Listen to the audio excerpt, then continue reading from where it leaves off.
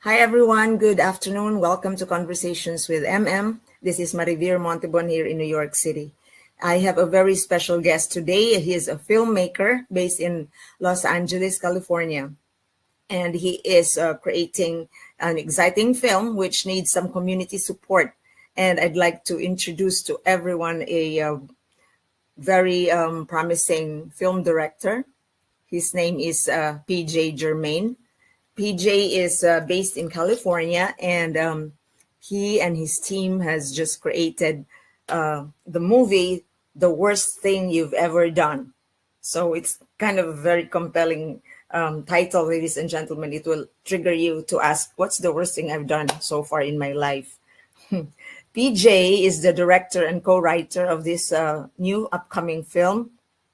He is an award-winning writer and director based in LA, and he is a first-generation American born to Caribbean parents. PJ developed his voice as a filmmaker on the streets of New York before earning a master's degree in directing from the American Film Institute Conservatory. And he represents his community through his storytelling and through his technical capacity as director. And he hopes to also inspire new generation of filmmakers to reach for their dreams and aspirations. I'd like to welcome PJ to Conversations with MM.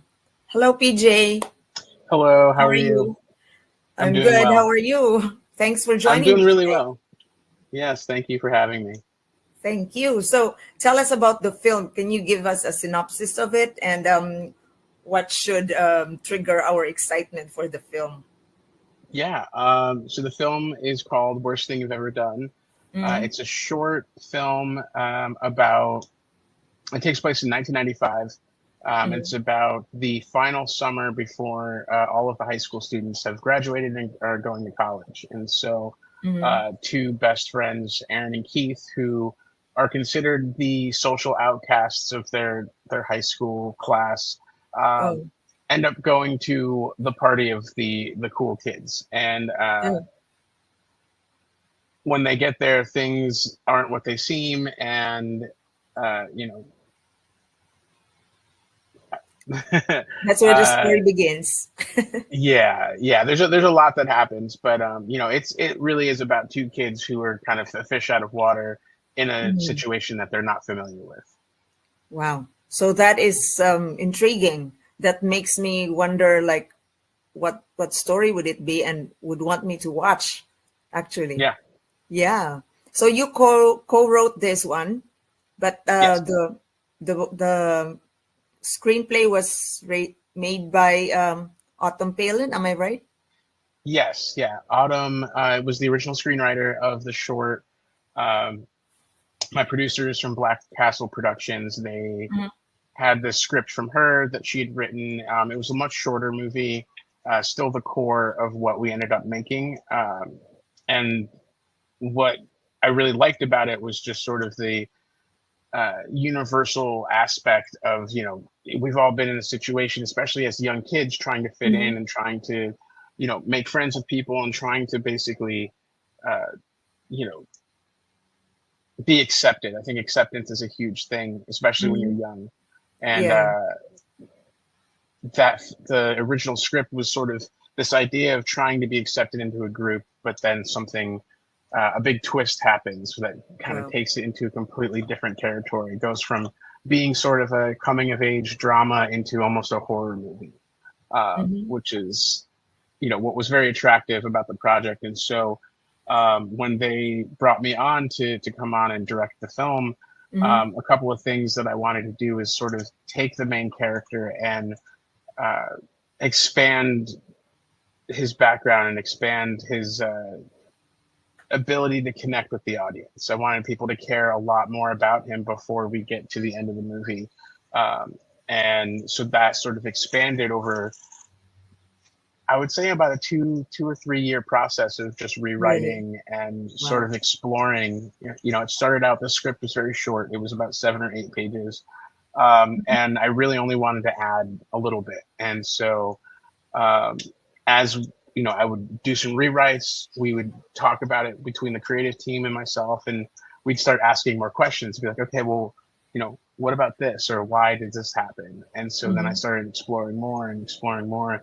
And so we ended up with, I think the final script at the end when we started shooting was about 15 or 16 pages. So I almost doubled the length of the movie in the writing process. And so it was great, though. I mean, Autumn did an incredible job. We just had a video post on social. We've seen her and our executive producer just talking about her process writing the film, and how, where she came up with it. And yeah, it's been really cool. It's been really cool to see, take her idea and keep the essence of it, but then expand it into a bigger world that we can all kind of relate to. Amazing. So the creative process took a while, right? Like 2.5 years. Yeah. Did you do that like what we did during COVID, like online, or you had to really be physically present and talk? A lot of it in the beginning was online, through Zoom and video chats. We met up a couple of times here and there, but we really, when it came to the writing process, we really just did it digitally. And it wasn't until the last few months before production that we started to really get in person and start working together and putting the production together. So the story, do you think this is appealing, especially for the young people, or for a general audience? I think because I said it in 1995, it speaks to people that grew up in my age right now, because there's a lot of things that we just sort of tried to appeal from that time period. But I think overall it's a universal story. It's a universal feeling. I think everyone will have the same emotions and the same reactions to the characters. I think we've all met every single one of these people in our life. We know what it's like to be to know who the jock is and who the cheerleaders are, and and who are the outcasts, or who the kids that you wouldn't want to hang out with are. And so I think there's a level of familiarity, I think, for everyone that's watching it, to kind of go back to their history and their past and be like, oh yeah, that's like that person, or this is like that person. So I think it should appeal to general people. Let's show the trailer to our audience. By the way, my audience are mostly Filipinos here in the US and in North America. But since you have a universal appeal, I'm sure the young ones here would identify themselves with this. So let's try to watch this trailer now. Hold on.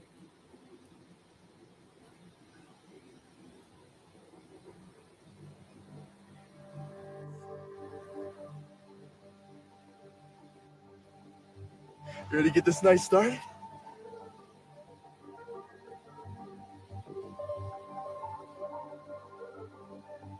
Last grad party of the summer. Doesn't leave you much time to make an impression.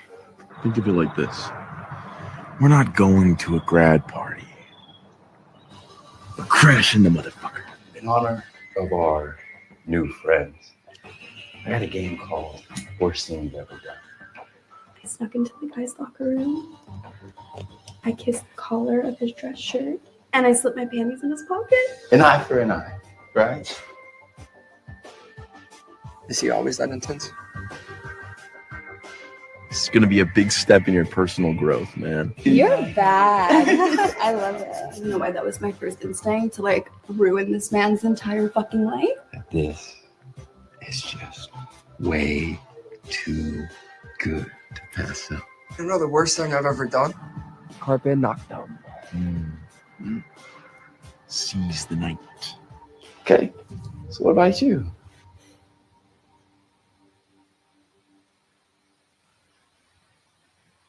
Oh, wow. That's kind of really dark. And it gets very dark. Yeah. So it grips you, it attracts my attention to really listen to the trailer as it unfolds. It's it's very good as a trailer. Thank you. Yeah. So there's enough attention that you seize there. So your inspiration, PJ, why choose this theme, which is dark, And why are you getting into this kind of genre? Yeah, I mean, I grew up watching all sorts of movies. My dad was sort of the catalyst in my filmmaking, Mhm. obsession. We Oh, watched really? a lot of Is stuff he a growing up. filmmaker as well? No, my dad is a doctor, but Mhm. he loves movies. I mean, ever since I was a kid, that was all we did. Some of my fondest memories are like going to Universal Studios in Orlando with him, and Mhm. we definitely he instilled that sort of love for movies and classic movies like Back to the Future and Star Trek, and those are all things that he loved that sort of osmosis I ended up loving myself. And so my sister and I, we grew up loving horror movies, and we'd watch horror Oh, movies together all the oh my time. And God. she's 8 years older than me, but we'd be two kids in a pod just watching horror movies. And so I've always been attracted to darker stories and um, things that are not out of or out of the ordinary. And when I when I moved to LA and I went to grad school at AFI, there's Mm. this they have sort of uh, a way of telling stories, and so horror wasn't really one of the things that they were focused on. And so Mhm. for a couple of years, I sort of deviated away and tried some new things. Like I worked in comedy and I worked in just straight drama, but I always Mhm. sort of my heart always wanted to go back to horror films or I see. darker thriller type movies. And so when this script came about, I read it, and it presents itself as sort of a teen coming of age drama with some dark thriller Mhm. uh, aspects to it, and then it makes a whole 180-degree turn into a horror movie. And that it was really attractive to me because it was, out of everything I had read up to that point, this was the Mhm. one that had the most commercial appeal. Yeah. Something that I could see, doing really well in festivals and people just watching it and being very surprised. And I always say it's the movie, it's a gut punch when you get to the end because you don't expect Really. Wow. the the direction in which it goes. And so um, So that's it really definitely offered. exciting. Yeah, it was a very exciting script. I mean, I think when I read it, I was like, this is the one I want to make right now. I want to put my time and effort into getting this made. So So this is how many films have you done so far? And this is what number of film do you have? Is this for you? uh, A I've director. done quite a few as a director. I think this might be 15 or 16. Oh, That that's was a lot number already. 16. Yeah. You're prolific. Yeah, I have a lot of experience in short films, and so I'm hoping that this one is sort of that bridge. It bridges the gap from going from short films to making feature films. How many minutes is it?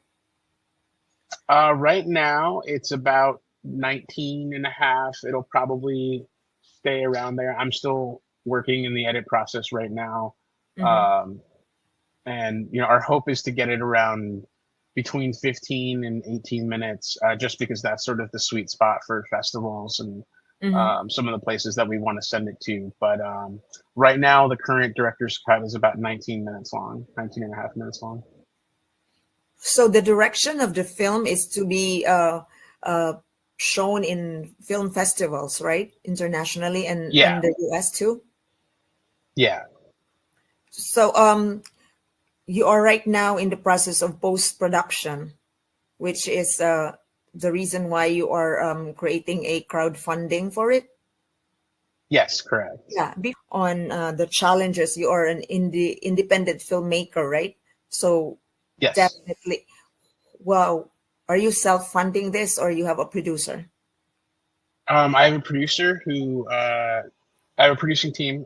It's the Sabrina and Jonathan from Black Castle Productions. I've been working with them for a couple of years now, and Uh-huh. I've met them both when I went to AFI. So Jonathan was a screenwriter at AFI, Mhm. and Sabrina was a producer at AFI, and so we sort of through the love of the same things, just started talking through the years, and then right before the pandemic, we made our first project together, and we planned on making something else literally like 2 or 3 weeks before we went into lockdown, Uh-huh. or after.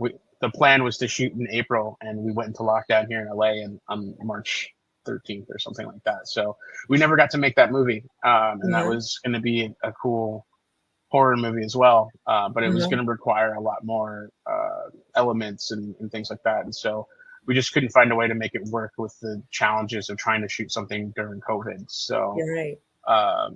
this was sort of making this film with the worst thing you've ever done, was sort of the going back to the root of what we wanted to do back then. Mm-hmm. Wow. So now you are crowdfunding.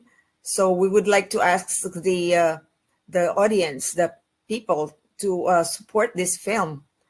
The challenge for you pursuing your dream, creative dream, as an independent producer, how do you navigate that, PJ, as well as your team? I mean, you're all a bunch of creatives, and I know creatives are very you're into your soul, your art is showing out. And so, but the financial aspect, who manages it? Yeah, as a freelancer, I've been freelancing, ever since I moved to Los Angeles, even before. Mm, And so it can be a lot of ups and a lot of downs. And there's a lot more downs than there are ups. mm, And so you kind of have to, the thick skin is part of it, being able to kind of get through the tough spots. I mean, right now we're in a very big tough spot here in LA, and just in the mm. industry in general, with just a downturn in the amount of Yeah. stuff being made. And but it's being able to just get to the next job. I Mm, think has always been sort of the thing. One of my mentors, is a director named Nick Simon. He always told me when we would get together, he's like, the one thing you got to remember is don't go broke. And so mhm. I always remember that in the back of my head, is like, as long as I don't go broke, I'm fine. I can just keep pushing. And for me as a director and writer, and just a general filmmaker, I am one of those guys who just never decided that I was going to have a fallback plan, because there was no option to have a fallback plan. I didn't Oh, want to. I wanted, this has to succeed. So, um, and that's been my mantra, is that, no matter what, I have to move forward. There's no walking backwards. And I know a lot of people who have tried it for a number of years, and then they decided, okay, well, I'm going to go back to the thing that I used to do. I never had the thing that I used to do. This has always been the thing that I've done. well, And I so, admire your grit, creativity, thank and you. grit. That's part of the recipe for success, right? Oh my gosh. And I know, like, LA is very competitive. It's the filmdom is there. Yeah. So that's another challenging thing, correct? Yeah, there's a lot of people here, and then every year more people move. They want to. LA is the place where used to be able to make that dream happen, and Hmm. so every year thousands of more young kids who just graduated college, or who want a Yeah. career change, move to LA. And so it is hard to navigate the amount of different people that are coming to do different things. Hmm. But I think one of the most important things, especially on an independent level, is finding your group of people that you like working with. And I think, Right. You have to once you enjoy have your that, team, yeah, you enjoy know, the work. Otherwise, it wouldn't come out great, right? right. Yeah. I mean, you want to have a team of people that trust you, Mm-hmm. and, that you collaborate with on a level that is not just like for money or anything, but that, your creativity meshes, and you have a singular vision. And I think a lot of people don't realize that, is that, like, Mm-hmm. in order to really be successful at this, you have to have you have to have a support network around you that is supporting you, and that you're supporting them. And that's what I found with Sabrina and Jonathan, is that, Mm-hmm. they trust me as a filmmaker, and, this film, is a testament of that. I mean, they put, there were other directors that were interested in this project for years before I had jumped on, I see. and they trust me they trusted me with making sure that we could tell the story the right way, and I'm Amazing. thankful for that. Yeah. So I've observed in your film, like you are like the casting director made it a point that you are kind of well represented racially.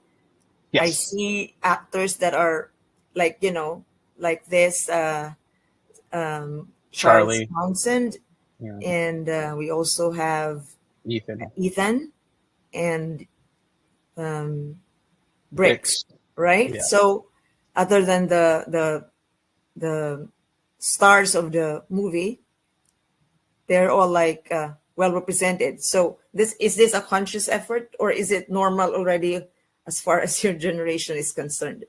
It was a conscious effort. I think at the beginning, what my executive producer and casting director, what we discussed was basically we want to make sure we have the best actors for Mm, the roles, and so it wasn't necessarily, it wasn't that we're going out and specifically looking for this, this race for this role or this race for that role, uh, but it was always finding the best, performer. But at mm, the end of the day, there was also this need, this want, especially for me as a director. I've always made films with Caucasian leads, and um, I've never been able to get a chance to represent myself on screen, and so that was one of the things we went into was making sure that we looked at everybody, whether they were white or African American or Indian, just to see what the talent pool was. yeah. And for a good second, there were two actors that almost came out as the leads that were African American, and they were Mhm, amazing actors, and they still are amazing actors. mhm, But the two guys that we cast, Brady and Ben, they mhm. just they blew it out the water. They were amazing. Oh, Brady is one of the best actors I think I've ever worked with in my entire life, and I've worked with a lot of actors, and he has a process that is unique, and he makes every other actor that he's in a scene with better, mhm. because he's so good that they match they match the talent that he's bringing. And so I was very, very grateful and very lucky. I know we're all very happy with everyone that we got. But yeah, it was, in looking at everybody, it was a conscious decision to try and make sure that everyone was represented where we could. And then, and that's in front of the screen. It's also behind the screen as well. Mhm. Just making sure that, you know, we were doing our due diligence, especially as people of color. Nice. My question is like, how about you as a director? What challenges do you face actually while working? What is the most difficult part of being a director? Yeah, the clock. The clock is one of the The biggest clock. challenges. You have a finite amount of time, especially, when you're making an independent film. Like you Like you're can't on really go into, budget.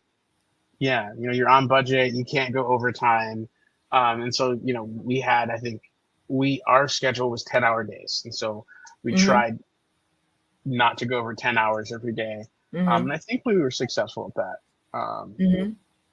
But you're as the clock is ticking, you're thinking about, okay, well, do I have time to do the things that I had planned? Mm-hmm. Some of the creative things, or the shots, or even full scenes, or just parts of things that you'd like to do. Mm-hmm. And so you're sort of chipping away at the block as you're going along, and then you have to realize that, okay, I don't have, I need 3 hours and I only have 15 minutes. How do I Yeah. creatively solve this problem? And so there's a lot of, problem solving in the moment, that you have to do, that is, it's indicative of anything. But you have to come out with something that's going to work when in the edit, that's going to Mm-hmm. come together, in the movie. And so it's a lot of on the fly creative problem solving, whether it's something with your actor or something with a piece of gear or time. There's always, Mm-hmm. you're always making a decision that is uh, going to affect the end result. Mm-hmm. My question too is like, do you allow your artists to express themselves, or do you tell them what to do, like A, B, C, D, 1, 2, 3. This is what you do. What kind Uh, of directing style do you have? yeah, my directing style is very much letting the artists be creative. Mm, I 50% of directing is casting, and okay, so yeah.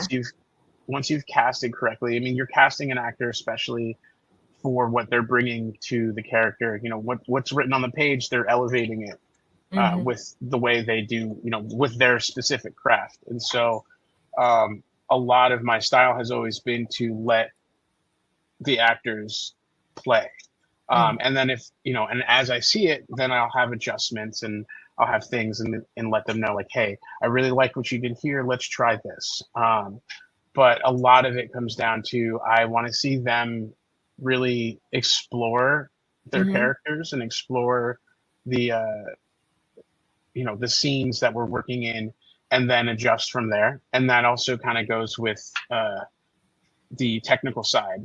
Especially on this film, there was a lot of, there's always pre-planning, and you always Mm-hmm. want to be as prepared as you possibly can. But then, as the day goes on, you're going to lose things. And so, one of the things that I was, fortunate to have was a very, very, very talented Steadicam operator named Nick Kramer, who, Mm-hmm. when we were pushed up against a wall, he would come up with some creative ways to shoot things. And, my DP, my cinematographer, Jeff, and I would, you know, take those suggestions because we knew that he was looking at it from telling the story the best way we possibly could with Mm-hmm. the limited time we had. And so letting him sort of be creative in it and suggest things that we can do, which really ended up helping out a lot. There's a whole sequence of the movie near the end of the film that, I didn't get to shoot the way I had originally planned. And you wouldn't be able to tell because Nick kind of came in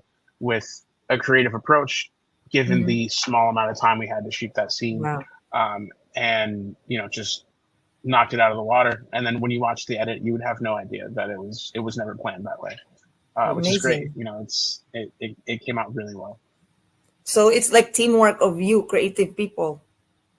Yeah, I'm the Amazing. one that says yes or no, and then everyone else I let them be, and it's just a matter of like if it works with my vision, and then we go from there. But it's always from the beginning of the day to the end of the night. It's always just a collaborative effort the whole way through.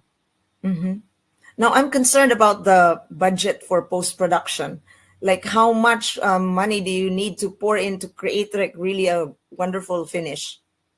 And what So is your right, schedule? Do you have a schedule to show? yeah, our schedule. We originally had it. Our crowdfund is actually going to end sooner than we have it now. We extended it Mhm. a couple weeks just because we'd like to reach the goal, or at least get as close to the goal as possible.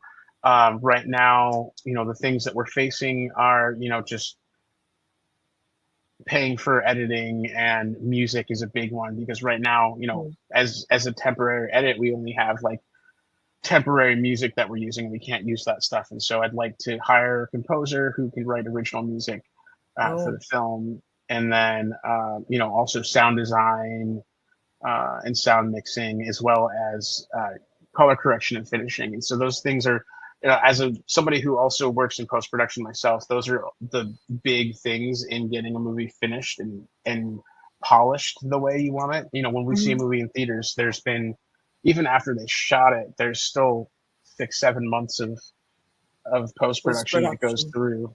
And it goes through various stages, and so um, we're hoping to raise, enough to pay for those people to do those things. But also, we have, a few, I have a whole list of film festivals that I would love to send it out to. And so part of our finishing budget is to, be able to send it to those places. But, I'm hoping right now, my goal is to get as close as we can so that we can at least get the creative process done. Amazing. All the best. I can feel Thank like you. it's kind of very steep and challenging. But Yes. community will be able to convey you there with their support. I'm quite certain of that. Thank you. Yeah, but for a last question, PJ, how do you envision yourself as a director or as a creative in the at least next 5 years? Do you have a I'm hoping. huge goal for yourself, career-wise? Yeah. This film, Worst Thing You've Ever Done, is sort of the calling card. It's the business card to take the Oh, next step. wow. I do plan on with the producers Sabrina and Jonathan at Black Castle. We do plan on working together again on Mm-hmm. a feature, and so we're hoping that this is sort of that step to move forward. They're currently working on a pretty big movie that they're putting together, and so we're Mm-hmm. hoping that we can kind of roll into making some other projects together that we have the same passion for and the same love for. I think that's what shows at the end of the day is how much love you have for it. And so, hopefully by in the next 5 years, you'll see my name on the big screen. Yes, like PJ Germain film. Oh, Yeah. that's great, right? Like Yeah. amazing. We'll say it to the universe. Yeah, All the thank you. best to you, PJ, and congratulations and thank you for joining us today. And all the Thank best you. to you and to your team. Appreciate it. Thank you so much. Thank you. So, ladies and gentlemen, Mr. PJ Germain in Los Angeles. And watch for the movie and support the indie film, The Worst Thing I Have Ever Done. Whew, that triggers a question on me. What's the worst thing I've done? Yeah. Okay, thank you for joining us today, ladies and gentlemen, and take care of yourselves and take care of each other. See you again in our future episodes. Bye, PJ, and thank you. Bye. All the Thank best. you.